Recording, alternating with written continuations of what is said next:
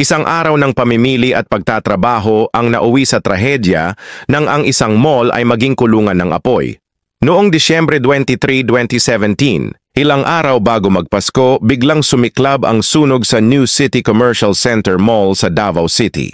Nagsimula ito sa ikatlong palapag dahil sa electrical short circuit at mabilis na kumalat hanggang umabot sa ika-4 na palapag kung saan naroon ang call center office ng Survey Sampling International. Sa loob, halos 37 na empleyado ang natrap dahil sa makapal na usok at kawalan ng ligtas na fire exits.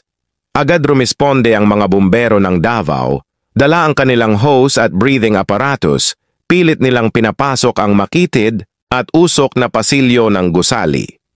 Ilang oras nilang nilabanan ang apoy, ngunit sobrang init at kapal ng usok ang pumigil sa kanilang rescue operations.